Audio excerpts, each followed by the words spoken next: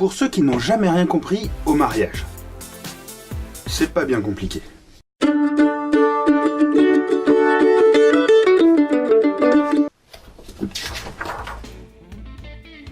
À l'origine, dans l'Antiquité gréco-romaine, les femmes n'étaient pas libres. Elles l'étaient plus que les esclaves, bien sûr, mais elles devaient être, durant toute leur vie, sous l'autorité d'un tuteur. D'abord son père, puis son époux. Le mariage permettait de mettre en ordre ce contrat de cession entre le père et le futur époux. Tout ça est carrément misogyne.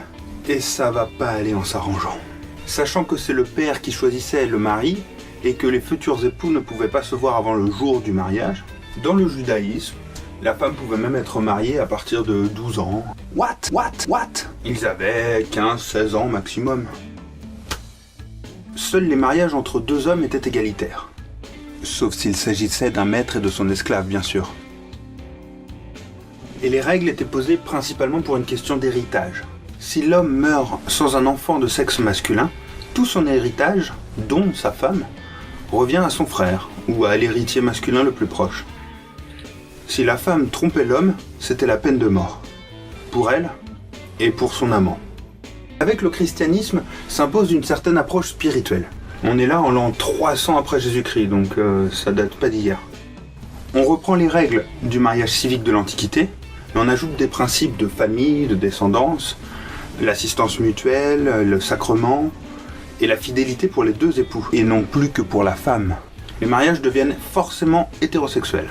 Et à l'époque, l'adoption, le concubinage et le remariage des veuves étaient interdits. Bien sûr, on attend des futurs mariés qu'ils restent vierges jusqu'au mariage.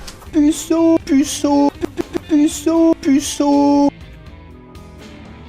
Puis au Moyen-Âge, en Europe, le mariage, qui est essentiellement chrétien, devient un sacrement. Il ne peut être brisé que par la mort. Que par la mort. Donc les veufs et les veuves peuvent se remarier. Et le mariage apparaît enfin comme quelque chose de consensuel. C'est-à-dire qu'il ne peut être validé que si les deux époux sont d'accord. Et ce sont eux-mêmes qui disent le fameux « je le veux » en présence du prêtre et de deux témoins. Sous-entendu que s'ils le veulent pas, ils peuvent dire « je le veux pas, bâtard !» Ça devait pas être aussi simple, je pense. Oui, je le veux. Oui, je le veux. J'ai dit je le veux. Durant les temps modernes, on modifie des détails dans les unions. Il y a le mariage protestant qui se met en place et qui change quelques petites règles. Puis les rois. Je suis le roi. Je fais ce que je veux. Un roi ne demande pas. Il ordonne. Qu'on lui coupe la tête! Qu'on lui coupe la tête! Qu'on lui coupe la tête. Et ben pareil, il modifie des trucs en fonction de ce qui les arrange. Je stipule que je me donne le droit d'avoir une maîtresse. Ou deux. Ou trois. Ou plus même.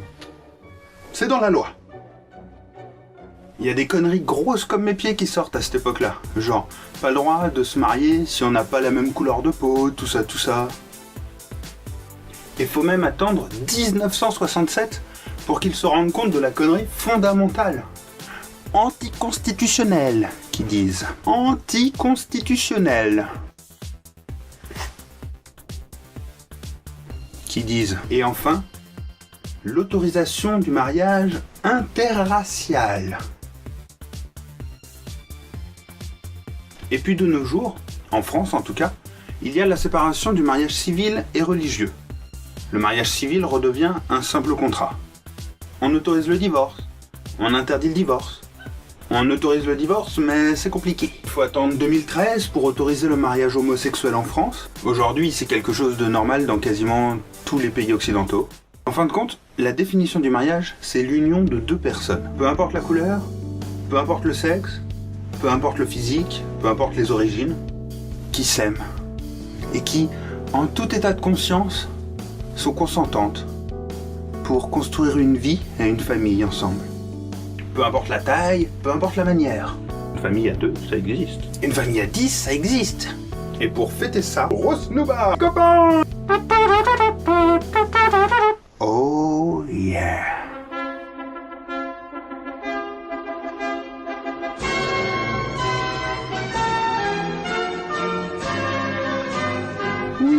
Je le veux.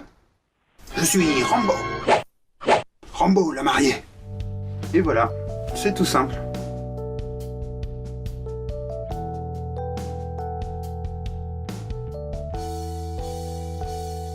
Tête. Qu'on lui coupe la tête.